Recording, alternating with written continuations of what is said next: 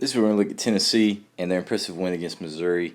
Rushed for over 400 yards, and they really did it with a simple scheme, very similar to what Baylor used to do whenever they were really rolling under Art Briles. And right here, Josh Heupel and those guys, I believe, after he left Oklahoma, ended up taking a lot of stuff from Baylor. Don't know if he went and visited with them, but very similar when he was at Missouri as the OC to what Baylor was doing. Obviously, extreme tempo, high tempo, power downhill running game with taking shots vertically right there. And they had an awesome game plan against Missouri.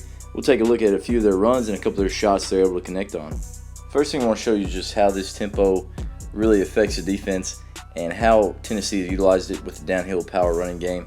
And they're actually just running old school power right here. Missouri's in a three front. They have their fullback over here to the strong side. So obviously from the center all the way to the front side tackle, you got inside gap to backside linebacker. In his three front with his 4-eye, that tackle's going to block down right there. Fullback's working straight up. Here's the C-gap defender. He's going to try to kick out the C-gap defender. Center and backside guard doubling right there to the backside linebacker. Gap hinge here on the backside. And as you play it, you can see exactly what takes place. You get a guy walk down, so they're going to take 2 for 1 of that gap. Gap hinges right there on that 4-eye. Gets there, he's not able to get there, or they can read it with the quarterback for the possible run there as well. Here's the fullback working directly vertical. There's your C-gap player. He's going to be able to get up there and kick him. Here's the guard pulling around. Obviously, whenever you have power, you're going to have that guard pulling. Could be tackle power with the tackle pulling, but right there, folds in for the front side linebacker. Does a great job just getting a body on him, where you really love to kick that guy so you can go vertical. But right there, he's just able to get a body on him. Creases it right there. Now they're rolling for a big gain. Breaks off the safety right there. Again, just sticks that foot in the ground. Goes backside. Get vertical as fast as you can. Pursuit gets him down right there. And as you can see, tackled right there about the 13, 14-yard line. And we'll look at the next clip. Here's the very next play. Not extreme tempo. Snapped the ball with about 15 seconds. So pretty normal tempo right there. But they run the exact same play. 1st and 10 from the 14-yard line. Run power. This guy ends up blocking out. He ends up playing in the C-gap. He still works up right there for that linebacker, doubling to that linebacker right there. You see the guard pulling around. He doesn't really take anybody. Pretty good run there by the running back. Fighting through contact, getting vertical. But the next play is really what you want to look at. So right here, 5:38 on the clock, and we'll see the next clip. On the last clip, we saw that it was 5:38 when the running back got tackled. Right here, you can see Tennessee's getting lined up. 5:27 on the clock. That ball's getting snapped. 34 seconds left on the play clock. So right there, extreme tempo when they get down into the red zone. Run the same play again, running power. Kick out. He's sliding in right there. Don't pass up off color. So right there, he blows that guy up. They make that linebacker miss, and they stroll into the end zone right there. So really good example of Tennessee using extreme tempo. They ran power to the left out of a twins left set. 3 straight plays. And they're able to get into the end zone from about the 40-yard line out. These guys play with that tempo all night. They had a couple different runs they'd run with. They run inside zone. They'd run tackle power. They'd run power. They run a little bit of outside zone as well. But that was what really was impressive about Tennessee. Their run game obviously rushed for over 400 yards, but the extreme tempo and the execution they had and how physical they were up front. It's going to be fun to watch Tennessee and Coach Heupel and how they evolved through the years. But we'll take a look at a few of their pass plays as well. There's a good example here of Tennessee using extremely wide splits here to the field, and it ends up opening up the throw to the boundary here. Right here as we play, you can see quarterback, as soon as he catches the ball, his eyes go straight to the field right there where we got 2 receivers way out there, almost to the numbers right there with the slot receiver. There's a 1 safety look. They got 6 in the box here. Everybody looks like cover 1. And so you can see the quarterback's eyes go straight there, trying to hold that single high safety, knowing that he's coming back over here. It looks like they have a little vertical switch. So he releases into the seam, goes to the post, and right there he's vertical on the outside. So as this plays, you can see strides through it, little pressure, pretty good ball, pretty accurate ball right there. You got to put some pace on it and let him run away from that guy. There's the safety that he looked off, not even close to being able to make a play.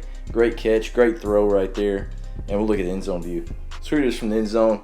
Eyes go that direction. There's a safety over there. Want to hold him for just a count, then get back to that side. You know, you're having the vertical switches. You got one guy, the slot receiver is going to the outside to the numbers. Outside guy's coming inside, going vertical, pressing it, and then going to the post right there. As you can see, he sees it. Again, the pocket's getting condensed right there just a little bit. Does a good job of just composing himself, striding through that. That's a ton of space to the middle of the field to throw that guy to. Don't throw over backers. Let that guy run away from it. Great job adjusting, making a play right there for a big touchdown. And the score at this point is 48-17, something like that. And it's kind of an old staple of the Baylor teams. They're going to continue to be aggressive. We're going to let our guys play. We're going to score.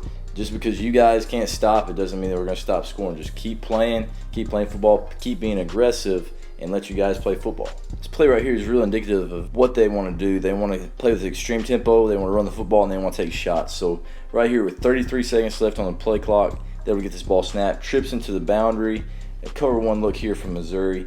And what they end up doing is they end up running verticals. You got a switch right there by the outside too. He's running across to that far hash, and they were trying to press that down the field on that seam. Very similar to a touchdown I had later in the game. But right here you can see he goes there. That corner that's pressed is the guy that's running with him. Quarterback's eyes catch it. Goes right there. Taking 2 for 1. Pulling that safety with him. Plenty of time. Rocks that thing down the field. Again with extreme tempo. These guys aren't able to get lined up. Held him with that inside receiver going across the field. Great throw and catch right there. Able to get into the end zone. It's a pretty good view of it. Again, a little play action. You got the tight end releasing over there, trying to hold these guys, trying to hold that safety. Boom, eyes go straight to it, knowing there's going to be a lot of space. There's a single high safety you have to beat with this throw. So he strides through that thing, he's able to drill it. A lot of space right there on the seam. Good throw and catch, beats the corner one-on-one as well. Now the safety has to be beat with the throw by the quarterback. So it's the job of the receiver. You got to beat the corner, and then that quarterback is going to beat that safety for us. Great throw and catch right there. Again, extreme tempo. Get that ball snapped. Take your shot. A lot of times it works out for the better with that extreme tempo. Maybe they don't get quite aligned. You get some free releases and things like that as well. Another example, obviously you want to stretch the field from sideline to sideline while you run vertically. And right here they end up snapping this ball extremely fast again.